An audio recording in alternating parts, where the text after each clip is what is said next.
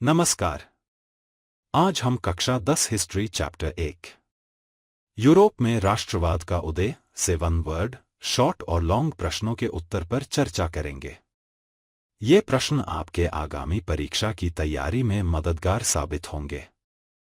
तो चलिए शुरू करते हैं।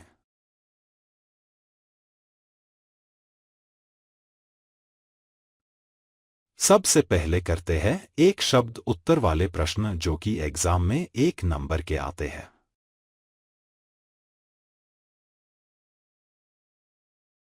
प्रश्न नंबर 1 है, जर्मनी का एकीकरण किसके नेतृत्व में हुआ था? इसका उत्तर है बिस्मार्क। प्रश्न नंबर 2 है, किस संधि ने प्रथम विश्व युद्ध को समाप्त किया?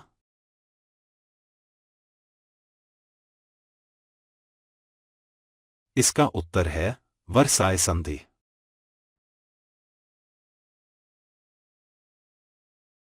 प्रश्न नंबर 3 है, इटली का एकीकरण पूरा करने में किस व्यक्ति का योगदान रहा?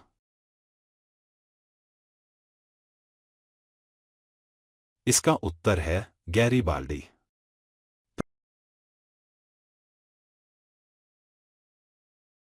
प्रश्न नंबर 4 है, जोलवेरन संघ की स्थापना किस देश में हुई थी?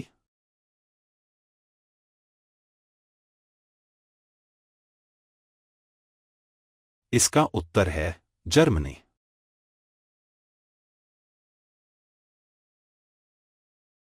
प्रश्न नंबर 5 है, यूरोप में राष्ट्रवादी विचारों के प्रसार का मुख्य केंद्र कौन था? इसका उत्तर है फ्रांस।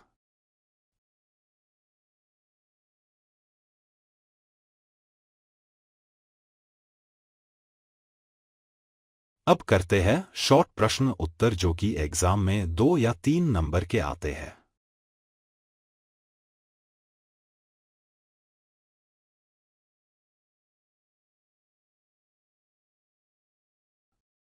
प्रश्न नंबर 6 है, फ्रांसीसी क्रांति ने यूरोप में राष्ट्रवाद को कैसे प्रेरित किया?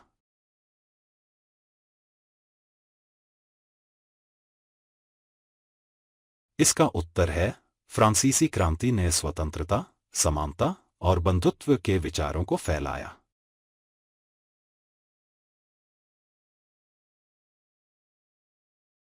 क्रांति के दौरान स्थापित गणतंत्र और नागरिक अधिकारों की घोषणा ने लोगों को राष्ट्रवाद के लिए प्रेरित किया और यूरोप में अन्य जगहों पर राष्ट्रीय एकता के आंदोलन को बढ़ावा दिया।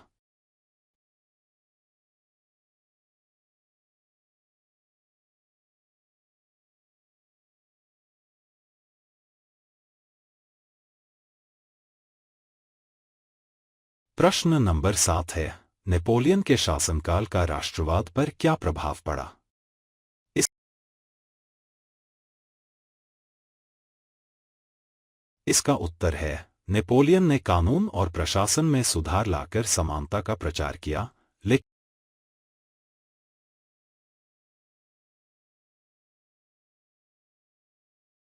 लेकिन उनके सैन्य अभियानों ने कई देशों में विरोध और राष्ट्रवादी भावनाओं को भी उकसाया।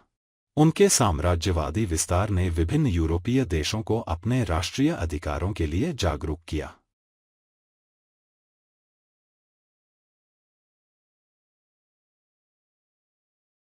प्रश्न नंबर 8 है, जोलवेरन संघ का क्या महत्व था?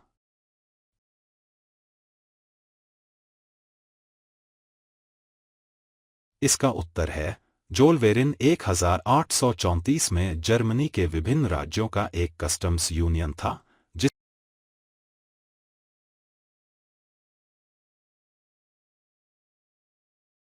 जिसने आर्थिक बाधाओं को कम किया और राष्ट्रवाद की भावना को बढ़ावा दिया।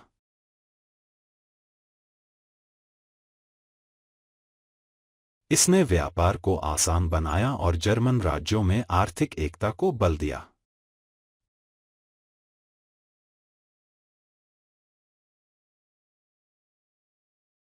प्रश्न नंबर 9 है, इटली के एकीकरण में गैरीबाल्डी का क्या योगदान था?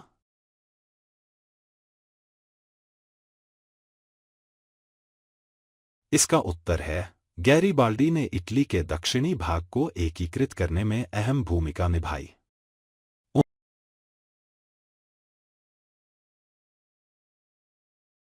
उन्होंने रेड शर्ट्स नामक सेना बनाई, जिसने सिसिली और नेपल्स पर कब्जा किया।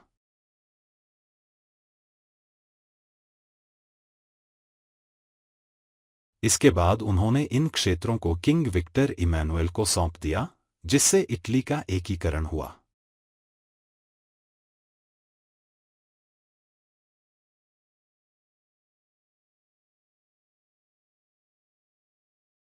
प्रश्न नंबर 10 है, बिस्मार्क के नेतृत्व में जर्मनी का एकीकरण कैसे हुआ? इस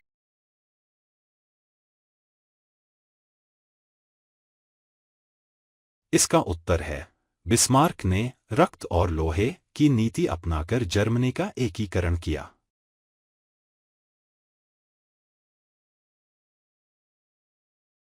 उन्होंने क्रमशः डेनमार्क, ऑस्ट्रिया और फ्रांस के खिलाफ युद्ध लड़े और जर्मन राज्यों को एकीकृत किया।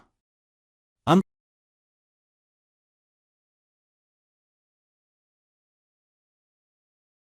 अंततः 1871 में जर्मनी एकीकृत राष्ट्र बन गया।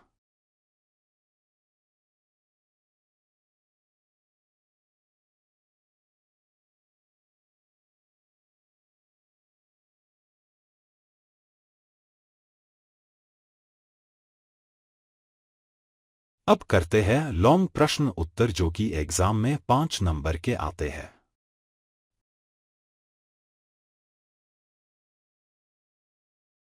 प्रश्न नंबर 11 है, फ्रांसीसी क्रांति ने किस प्रकार यूरोप में राष्ट्रवाद का उदय किया?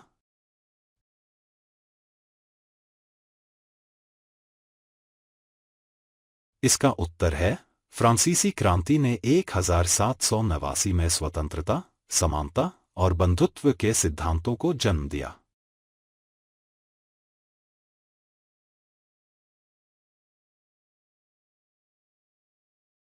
क्रांति के बाद गणतांत्रिक सरकार और नागरिक अधिकारों की घोषणा ने लोगों को अधिकारों और राष्ट्र की पहचान के प्रति जागरूक किया।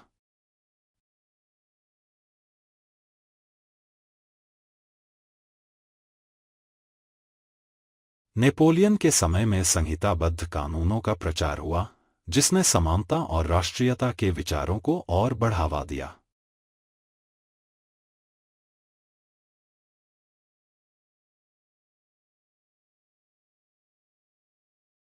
फ्रांस में स्थापित गणराज्य और नागरिकों के अधिकारों का विचार यूरोप के अन्य देशों तक पहुंचा, जिससे लोगों में अपनी संस्कृति और राष्ट्र के प्रति गर्व की भावना पनपी। प्रश्न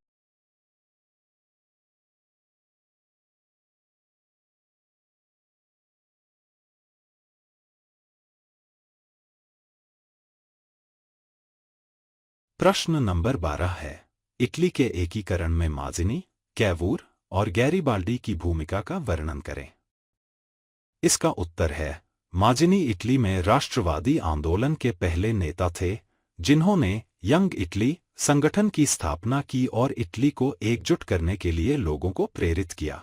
कैवूर ने पिडमॉन्ट सार्डिनिया के प्रधानमंत्री के रूप में कूटनीतिक तरीके अपनाए और फ्रांस की मदद से उत्तरी इटली को स्वतंत्र कराया।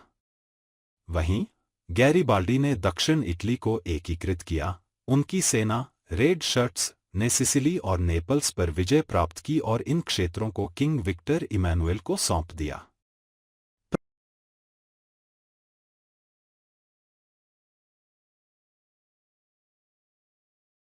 प्रश्न नंबर 13 है, जर्मनी का एकीकरण कैसे हुआ और इसमें बिस्मार्क की क्या भूमिका थी?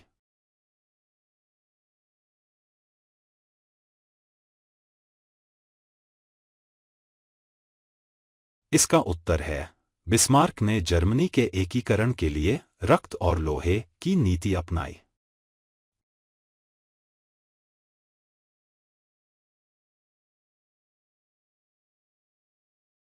उन्होंने 3 प्रमुख युद्ध किए, डेनमार्क के खिलाफ 1864, ऑस्ट्रिया के खिलाफ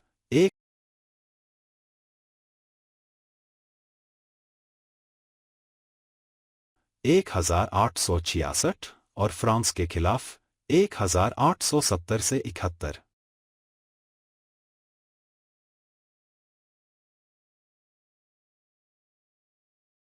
इन युद्धों में सफलता प्राप्त कर बिस्मार्क ने जर्मन राज्यों को प्रशिया के अधीन एकीकृत किया।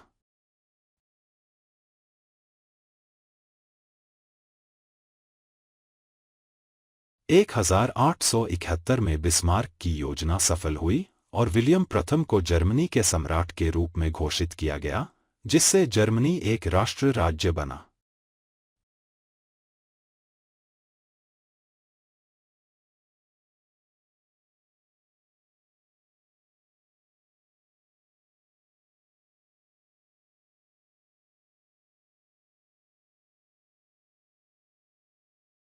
प्रश्न नंबर 14 है, यूरोप में राष्ट्रवादी भावनाओं के उदय के पीछे साहित्य, संस्कृति और भाषा की क्या भूमिका थी?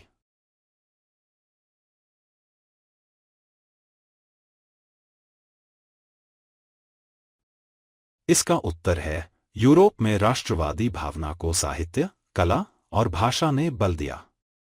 कई साहित्यकारों और कवियों ने मातृभूमि के प्रति प्रेम को बढ़ावा दिया, जैसे जर्मनी में ग्रिम बंधु और इटली में डाटे के कार्य।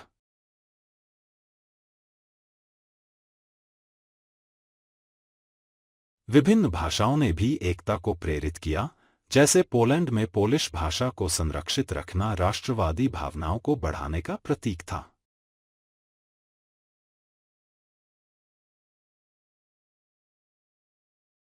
राष्ट्रीय गीतों और लोक कथाओं ने लोगों में अपनी संस्कृति के प्रति गर्व की भावना विकसित की।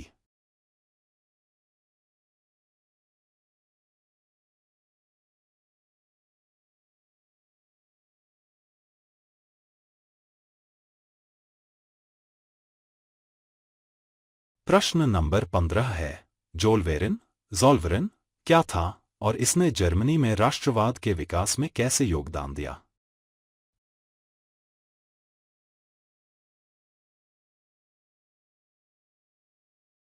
इसका उत्तर है, ज़ोल्वेरिन 1834 में जर्मन राज्यों के बीच एक कस्टम्स यूनियन था, जिसका उद्देश्य सीमा शुल्क को हटाकर आर्थिक एकता को बढ़ावा देना था।